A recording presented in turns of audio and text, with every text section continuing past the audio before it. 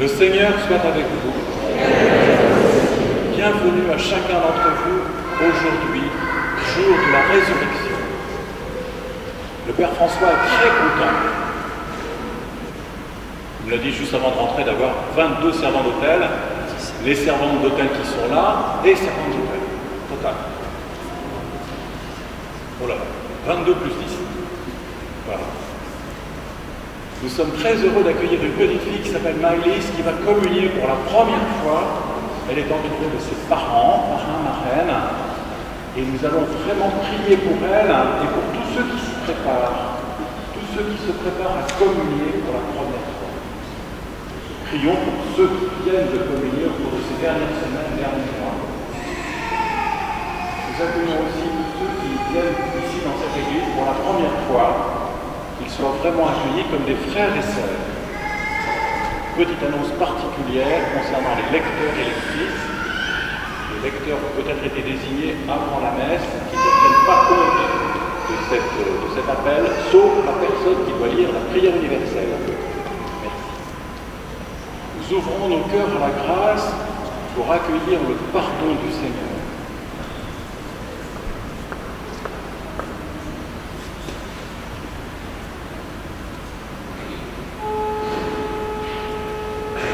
Seigneur Jésus, envoyé par le Père pour guérir et sauver les hommes, prends pitié de nous.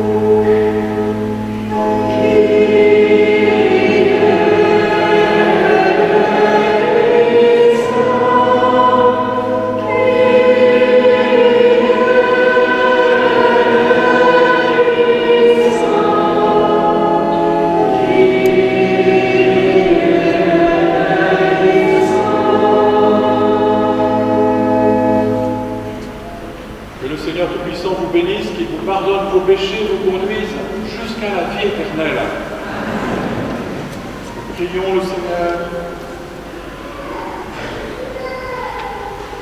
Tu nous as dit, Seigneur, d'écouter ton Fils bien-aimé et nous trouver dans ta parole les vivres dont nous avons besoin.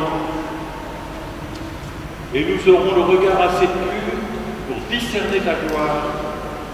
Nous te prions par Jésus-Christ, ton Fils, notre Seigneur et notre Dieu, qui règne avec toi et le Saint-Esprit, maintenant et pour les siècles des siècles.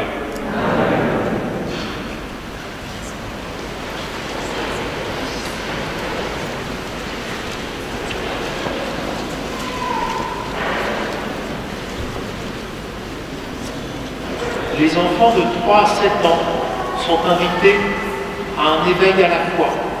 Merci.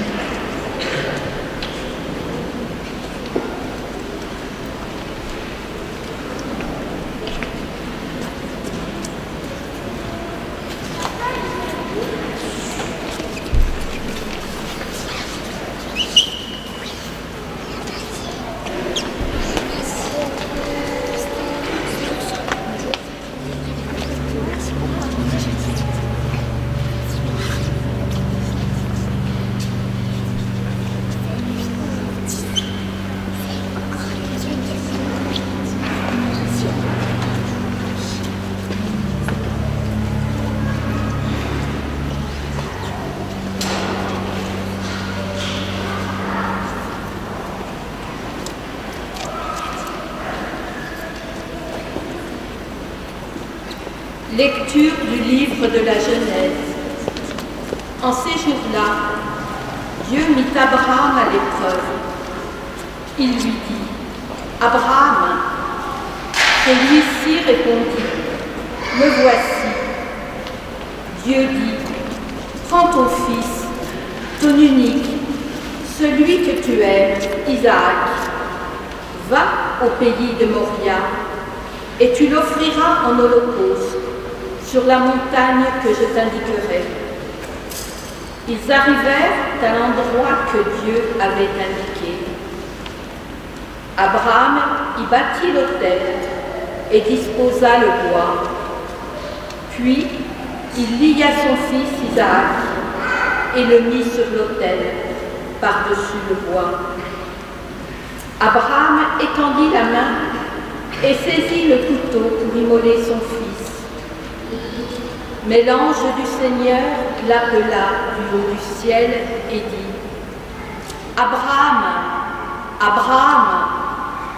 Il répondit, « Me voici. » L'ange lui dit, « Ne porte pas la main sur le garçon, ne lui fais aucun mal. Je sais maintenant que tu crains Dieu. Tu ne m'as pas refusé ton fils, ton unique. » Abraham leva les yeux et vit un bélier retenu par les cornes dans un buisson. Il alla prendre le bélier et l'offrit en holocauste à la place de son fils. Du ciel, l'ange du Seigneur appela une seconde fois Abraham. Il déclara, « Je le jure par moi-même, oracle du Seigneur, parce que tu as fait cela, parce que tu ne m'as pas refusé ton fils, ton unique, je te comblerai de bénédictions. Je rendrai ta descendance aussi nombreuse que les étoiles du ciel et que le sable au bord de la mer. Et ta descendance occupera les places fortes de ses ennemis. Puisque tu as écouté ma voix, toutes les nations de la terre s'adresseront l'une à l'autre la bénédiction par le nom de ta descendance. Parole du Seigneur.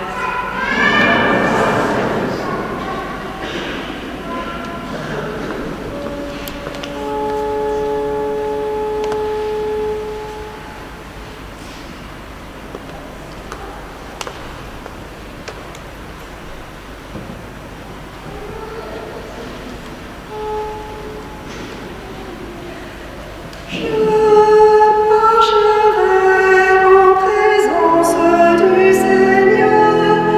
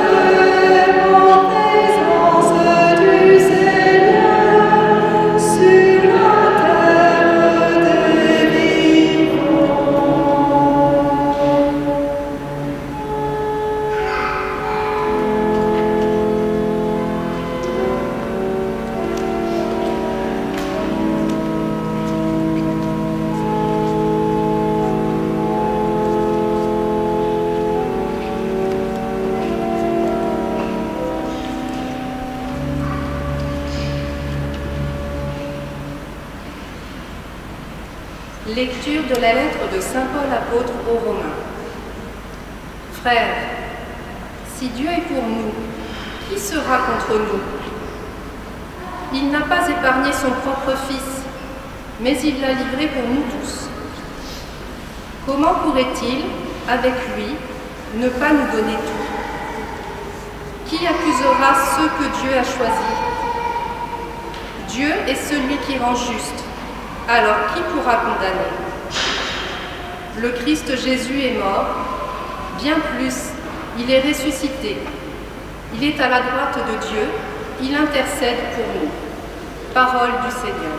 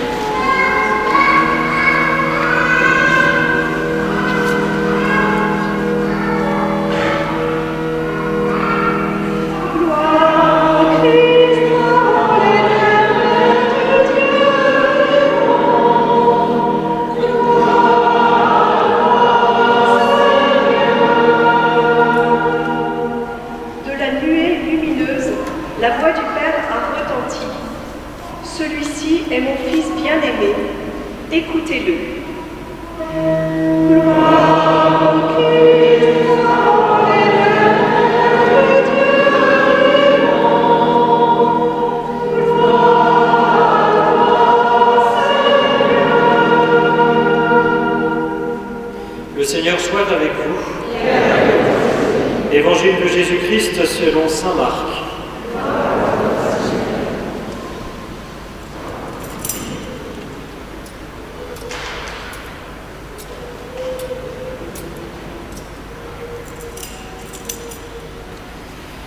En ce temps-là, Jésus prit avec lui Pierre, Jacques et Jean et les emmena eux seuls à l'écart sur une haute montagne. Et il fut transfiguré devant eux. Ses vêtements devinrent resplendissants d'une blancheur telle que personne sur terre ne peut obtenir une blancheur pareille. Élie leur apparut avec Moïse, et tous deux s'entretenaient avec Jésus.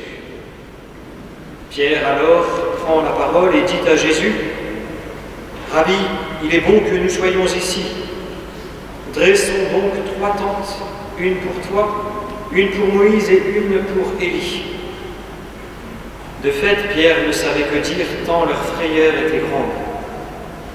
Survint une nuée qui les couvrit de son ombre, et de la nuée, une voix se fit entendre: « Celui-ci est mon Fils bien-aimé, écoutez-le. » Soudain, regardant tout autour, ils ne virent plus que Jésus seul avec eux.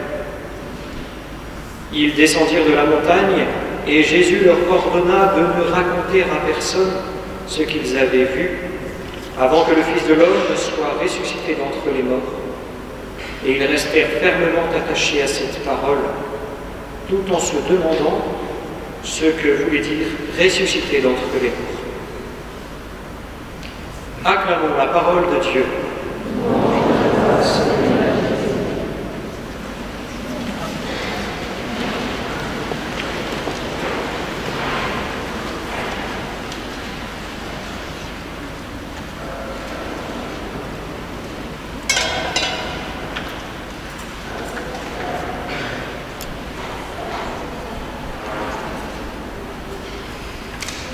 Dans la vie spirituelle, chers amis, nous sommes des éternels funambules. Nous devons avancer sans cesse en équilibre entre 2 précipices, 2 hérésies qui chaque jour nous guettent et qui portent des noms très barbares. D'un côté, le quiétisme et de l'autre côté, le pélagianisme. Et au-delà de ces noms compliqués qui sont historiques, il faut savoir et comprendre que d'un côté, le quiétiste, c'est celui qui ne compte que sur Dieu seul sauve et il n'a pas grand-chose à faire pour cela. C'est celui qui attend finalement un petit peu sur ses lauriers que Dieu agisse et travaille à le sauver. Et de l'autre côté, le pélagien, c'est au contraire celui qui ne compte que sur ses propres forces, convaincu qu'il n'a besoin de personne et surtout pas de Dieu pour obtenir le salut.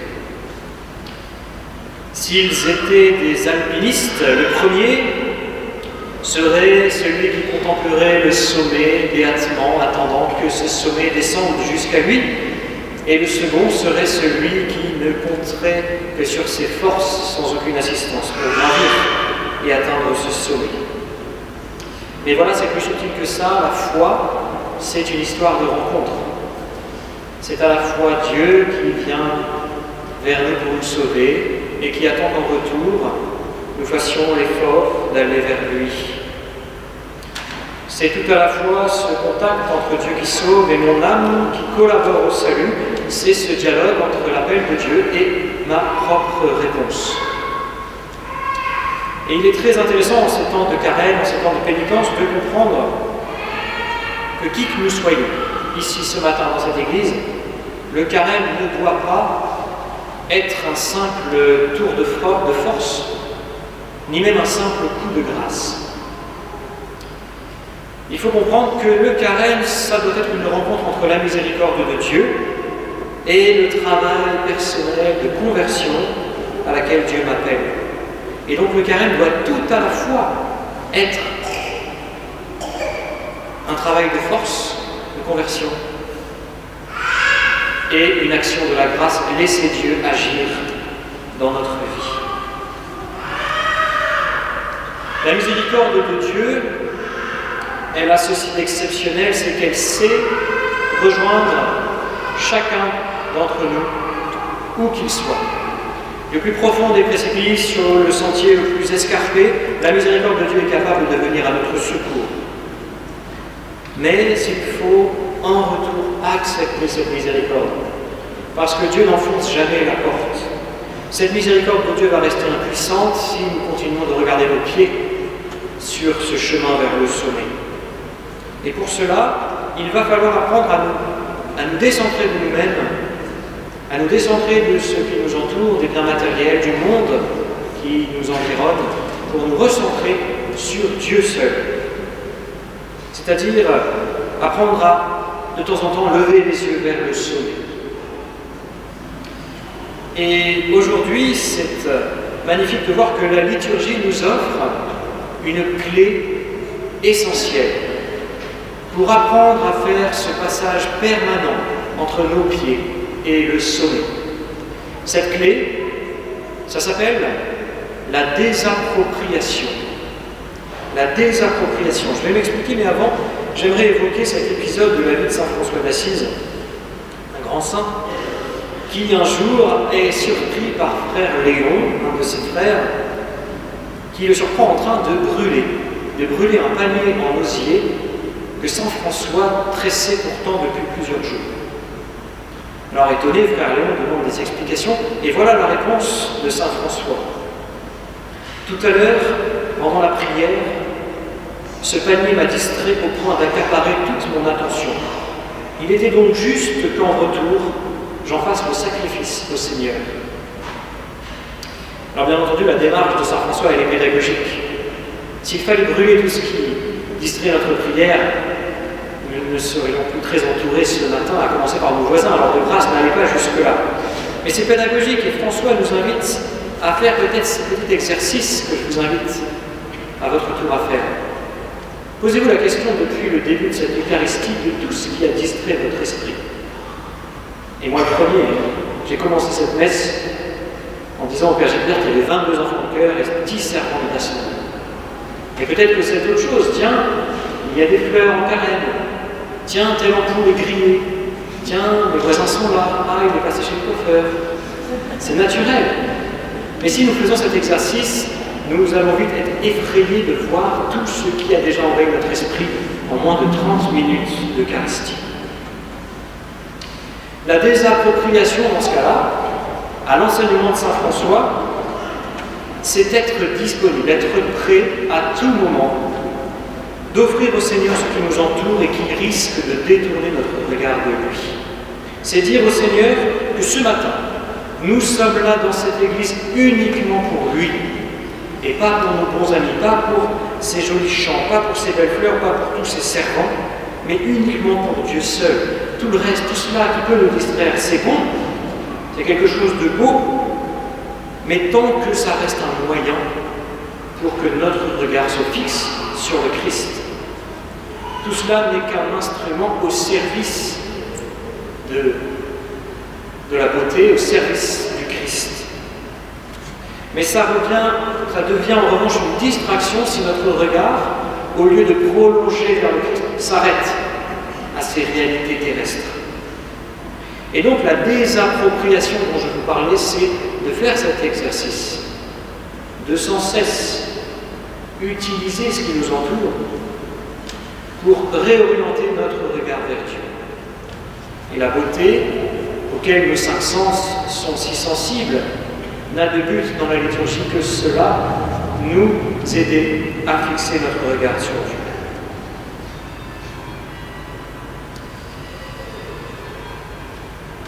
En montagne, la désappropriation, c'est faire, je vous le disais tout à l'heure, cet exercice incessant du regard entre ses pieds et le sommet. Celui qui ne regarde que le sommet, le quiétiste, et qui ne regarde jamais ses pieds, prend le risque énorme de tomber. Il ne peut plus avancer parce qu'il ne voit pas les pierres et les obstacles qui sont devant lui. Mais le pélagien, celui qui ne regarde que ses pieds, prend le risque immense de s'éloigner du sommet. Et je vous le disais, la liturgie de ce jour répond à ces deux écueils. D'un côté, nous avons Abraham, vous allez voir qui d'une certaine façon est invité à passer de ses pieds au sommet. Et de l'autre côté, dans l'évangile, la transfiguration, nous avons Saint Pierre qui lui est invité à passer son regard du sommet jusqu'à ses pieds. Tous deux vont faire une expérience de désappropriation que nous devons imiter. Dans cette première lecture, nous avons entendu le récit du sacrifice d'Isaac. Il y a une lecture païenne qui nous vient tout de suite à l'esprit, mais qu'il faut tout de suite aussi retirer de notre esprit. Une lecture bien terrible qui voudrait que Dieu soit quelqu'un de sadique, qui mette Abraham à l'épreuve en lui demandant de tuer l'enfant de la promesse, d'un Dieu sadique qui regarderait jusqu'où Abraham est capable d'aller pour lui, et parce qu'il n'est pas allé jusqu'au bout, le récompenserait. C'est pas ça le récit du sacrifice d'Isaac. La lecture de foi nous montre qu'en retenant la main d'Abraham, Dieu lui fait comprendre que bien qu'il soit le père de cet enfant, il n'a pas la main mise sur la vie de son fils, parce que la vie de son fils, comme la vie de tout homme, appartient à Dieu seul. Et si Dieu lui a fait le plus beau des cadeaux, le cadeau d'un fils, c'est pour que le regard d'Abraham s'attache encore plus résolument à Dieu, l'auteur du cadeau, mais certainement pas au cadeau lui-même. Et voilà, et c'est très beau pourquoi Abraham trouve ce bélier que Dieu met sur sa route à sacrifier à la place de son fils, un bélier et pas un agneau. On aurait aimé voir la préfiguration de l'agneau pascal du Christ qui s'offre en sacrifice à la place d'Isaac, mais c'est un bélier, un animal père, pour montrer qu'en fait Abraham, ce jour-là, va sacrifier sa paternité pour réorienter son regard de son fils à Dieu, pour réorienter son regard de ses pieds au sommet. Si Dieu nous fait des cadeaux dans notre vie, ce n'est pas pour que nous aimions les cadeaux pour eux-mêmes, mais pour que toujours plus nous aimions Dieu, toujours davantage. Aimer les cadeaux à la place de leur auteur porte un nom terrible dans le christianisme, c'est l'idolâtrie. L'idolâtrie qui nous menace. L'idolâtrie menace celui qui ne regarde que ses pieds, parce qu'au final, ce n'est plus Dieu le sommet qui le guide, mais sa propre volonté. Alors il est bon ce matin de nous interroger sur les idoles de nos vies, c'est-à-dire la place disproportionnée que peuvent prendre parfois des réalités terrestres au détriment de Dieu lui-même. Et le carême, c'est ce moment privilégié pour contraindre notre regard à se détourner de ces réalités futiles pour s'attacher au sommet. Mais c'est ça le problème de notre état de pécheur, on s'attache trop facilement aux choses qui passent. On s'attache trop facilement à ce que l'on possède, et à commencer, vous le savez, par nos péchés. Il n'y a qu'à voir nos confessions, qui ne sont jamais des récits d'invention très palpitants. On s'attache à commencer par nos péchés. On s'attache aussi aux biens matériels, qui en soi ne sont pas mauvais, encore une fois, mais ne sont que des moyens pour un but ultime qui est le sommet. S'attacher à ces biens matériels qui passent pour eux-mêmes, c'est un échec. Nous n'emporterons rien dans la tombe, si c'est notre cercueil. Et comme dirait l'autre, que ce soit de l'acajou ou de la cagette, ça ne change pas grand-chose. Le carême ne doit pas être une pause, une simple pause, comme on attend le retour du chocolat le dimanche de Pâques. Ça ne servirait à rien, et on recommencerait bêtement chaque année un carême toujours identique, faire une cure de désintoxication au péché. Non, le carême, ça doit être une vraie libération. Le moment de choisir un, deux, pas trop, pas plus, une, deux résolutions, et de prendre les moyens de combattre pour s'en libérer à tout jamais.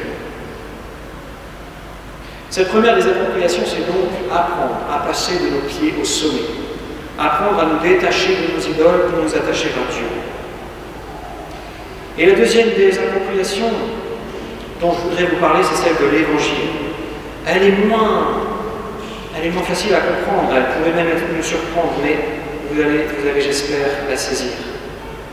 Saint Pierre fait partie des 3 disciples privilégiés qui assistent, sur le nom de la transfiguration, à ce qu'on pourrait appeler la vision glorieuse du Christ en avant-première, avant même sa résurrection. C'est un cadeau immense que Dieu fait de projeter ces 3 disciples qu'il aime tant, de les projeter déjà au sommet. Il leur fait goûter leur destination. Il leur fait découvrir ce sommet qu'ils espèrent tant. Et nous voyons une réaction de Saint Pierre qui est très belle en soi. Il désire le bien naturel. Il désire s'établir dans cette transfiguration. Il propose de bâtir des tentes pour s'ancrer à jamais dans le sommet. Mais la réponse de Dieu ne se fait pas attendre. Celui-ci est mon fils bien-aimé, écoutez-le. Et voilà que 3 disciples vont devoir écouter ce que Jésus a à leur dire. Et ce que Jésus a à leur dire au moment de la transfiguration, c'est qu'il doit monter à Jérusalem pour souffrir, pour être arrêté, pour vivre sa passion, pour mourir et pour ressusciter. Ah oui, avant le sommet, il y a encore un long chemin semé d'embûches, beaucoup d'épreuves, mais c'est ainsi qu'on accède au sommet. Pierre est invité à redescendre dans ce monde, bien qu'il ait goûté à ce sommet que tout le monde espère, mais il ne peut avancer vers le ciel s'il reste figé dans son regard sur ce sommet. Il va falloir qu'il apprenne à abaisser les yeux vers sa route, vers les petits cailloux, les gros cailloux, tous les dangers qui le menacent, au risque de trébucher et de le blesser. Il va devoir apprendre à agir, à travailler, à collaborer à l'œuvre de Dieu, à l'œuvre de la rédemption. Je le dis bien souvent, la foi, c'est pas un phare dans la nuit qui nous guide au loin quand nous sommes dans le désespoir, la désespérance. Dans la foi, c'est ce dynamo de vélo que Dieu nous donne, qui n'éclaire que 2-3 mètres devant la route, et qui a besoin que l'on pédale, qui a besoin de nos œuvres pour fonctionner. Si nous arrêtons de pédaler, la dynamo s'éteint. Alors peut-être que si ce carême est aussi l'occasion de nous interroger sur nos idoles, qui nous détournent du sommet, il faut aussi qu'il soit une occasion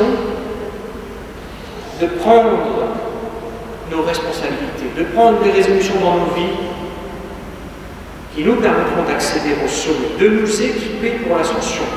Ce n'est pas tout de le contempler, il va falloir s'équiper pour gravir ce sommet, choisir les bonnes chaussures, les bons vêtements, prévoir les ressources et bien sûr se lancer dans l'aventure. Alors, chers frères et sœurs, demandons au Seigneur, au cours de cette Eucharistie, de trouver ce juste équilibre, cette ligne de crête, de montagne, bien étroite, mais ô combien précieuse, parce qu'elle est la seule qui nous conduise au sommet, cet équilibre entre la contemplation et l'action, entre la foi et les œuvres, entre la confiance et notre engagement personnel. Que nous puissions vivre cette expérience de désappropriation aux exemples d'Abraham et de Saint-Pierre, et que ce carême soit pour nous l'occasion de gravir quelques mètres supplémentaires dans cette ascension de la sainteté jusqu'au sommet. Amen.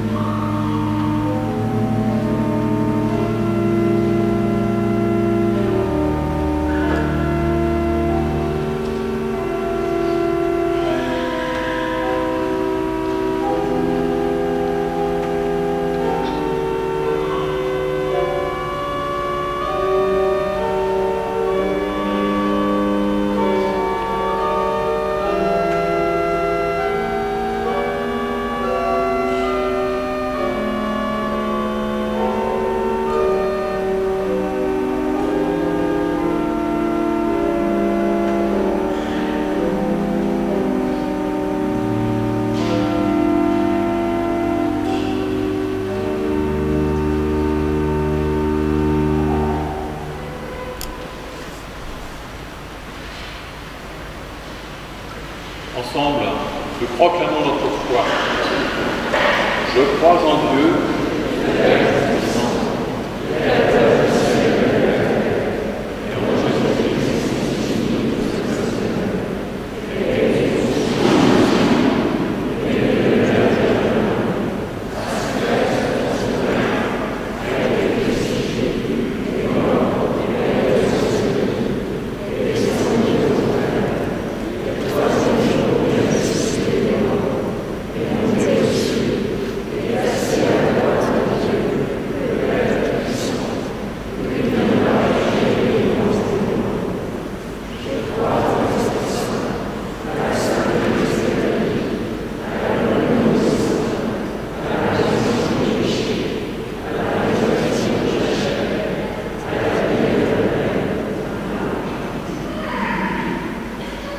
À l'approche des fêtes pascales, prions le Seigneur de façon plus pressante, afin que l'univers entier bénéficie davantage des richesses du mystère du salut.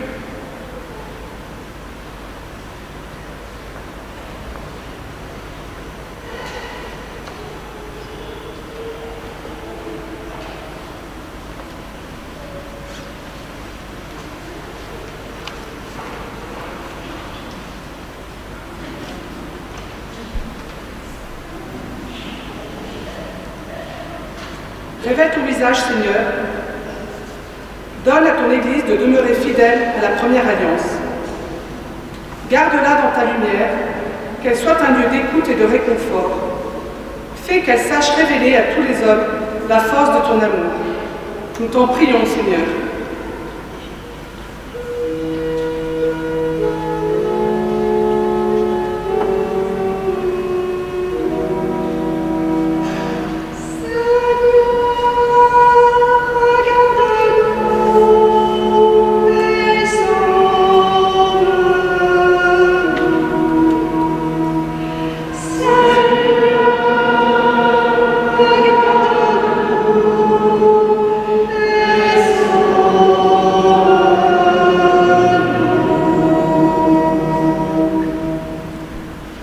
Révèle ton visage, Seigneur. Tu es venu parmi nous pour que grandisse en nous la force de défendre la justice et la vérité. Renforce la probité des responsables des États. Éclaire leurs décisions pour que naisse un monde plus fraternel et plus respectueux de la création qui nous est confiée. Nous t'en prions, Seigneur.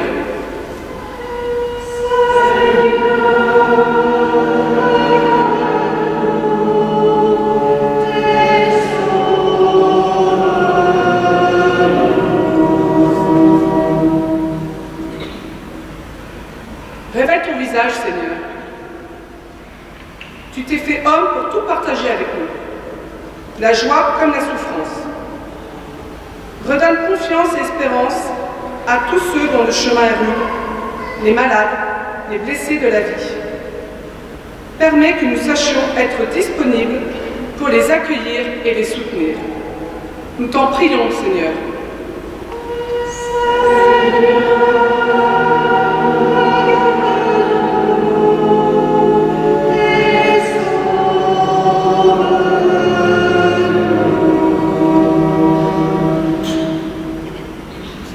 Révèle ton visage, Seigneur.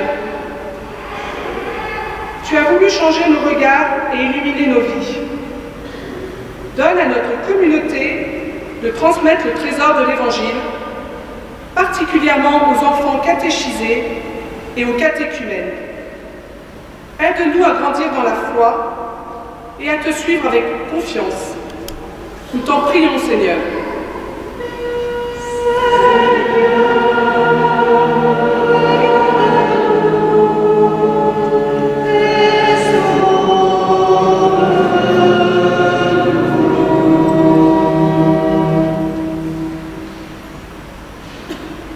Regarde avec bonté, Seigneur, le peuple qui se confie en ta miséricorde. Et comme il ne peut subsister sans toi, soutiens-le maintenant de tes bienfaits pour qu'il progresse jusqu'à l'éternité. Par Jésus le Christ notre Seigneur.